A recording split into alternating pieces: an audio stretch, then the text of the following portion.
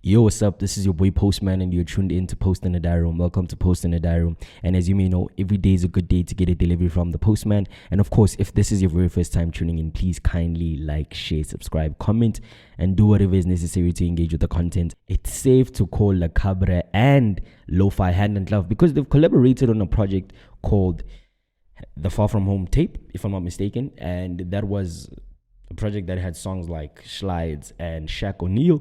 Their recent project is obviously called Unoxhaka. And for those of you who don't know what Unoxhaka is a trap, and the dominant sound in this project is trap. And it's a listen just under 24 minutes. It has 9 songs. The duo opened it up with an intro called Nkanyezi, and it's replenished with plenty of reverb. The keys take center stage throughout the song, and it's merely about these guys who want to make their mothers proud by becoming big stars within the music space. And everything is rather culminated by the voice sample that includes a conversation between a mom and a son, where the mother obviously expresses her grievances but eventually gives her son a blessings for, she just gives him the blessings to go ahead and do this music thing. But also at the very same time, she urges her son to take care of him. And immediately after Nkanyezi, we are met by a song called Umsindo that is full or made up of punchy drums and a shy bass that doesn't seem to peak at any point throughout the song. Lacabra lays his verse and reflects about, being penniless down at the bottom and having people ignoring him while he had nothing. And Lowfeye surprisingly joins in just to flex about how he's counting racks like he's working at the till. And as crazy as everything sounds contextually throughout this song, What's Up Fantasy is introduced just to brighten up the song. And with his Bitori cadence and distinct voice, he simply does that. And for me, he was just the man of the match throughout the song, and he just did the things that needed to be done. The pen is not so intricate as far as maybe the duo goes, because they don't get deep into the metaphors and word complex trickery that most rappers use these days.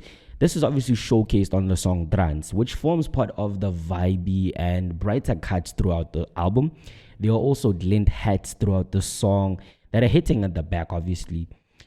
And Lowfeye pays homage to the stance culture throughout the country, and Lacabra mentions that he doesn't need a car, but instead he will ride the beats. There are diverse ad-libs that enhance the actual brightness of the song, and it does have a recitable things get complicated on this very fast-paced 808 rich beat, which obviously gave me a stank face. The song is called the Unoxhaka freestyle. It gave me a stank face because the transition from trance and that freestyle was just yuck. And it does have a really crazy bounce. Lacabra just hops on just to, give us the classic fuck 12. But in his case, it would just be, fuck the SAPS. And he just actually lets us know that he doesn't care about the police in this country. And Lowfeye is also letting us know that he demands respect and he's not willing to lend an ear to any label that wishes to sign him. Yeah, tricky freeze. Moreover, the song Le Movement has these mysterious sounding piano loops, and in this very same breath we come across a new word, which is kwel. And kwel is similar to punyete because I still don't know what it means, and every time I ask people what does punyete mean, they just tell me ori punyete ki punyete. And by virtue of this, I will not be asking anyone what kwel means, but I will be asking them if they kwel it. And I will definitely be using it in every conversation from this day forward. And the structure of the song Le Movement is similar to the one on Namanje because of the repetition. The repetition because one verse is used twice just before the main verse, and I think that was just amazing of them to do. And if you don't quell it, go listen to the... Nevertheless, Ndishi has a very melodic feel and brass elements. I think for me, it's a very spiritual joint because of the stylistic approach on the hook, which does evoke emotions from the listener because they are complementing each other on this song, and they are also very chemistretic, if that's a word. They're showing their chemistry on the song. While the song Abangan Bako reminds me of, I think, Mngani by A. Reese, just on the basis of the sonics as well as the percussion hits on this song. Lowfeye opens up about this girl who's poisoned by her friends, but deep down, this girl wants to be with the boy. And he dug deep because this is something most guys actually be going that most guys be going through, especially in their teen years, and yeah, even now, like some of us, but you and but now Lacabra lays it out and he just plays this wingman role, and contextually they are very much on the same page. The boys sum up Imsebenzi Yabo with a joint called Usebenzile, and Usebenzile just plays as a vote of thanks to God and the ancestors for always watching over their lives. Lowfeye also affirms that he will be a part of this game forever.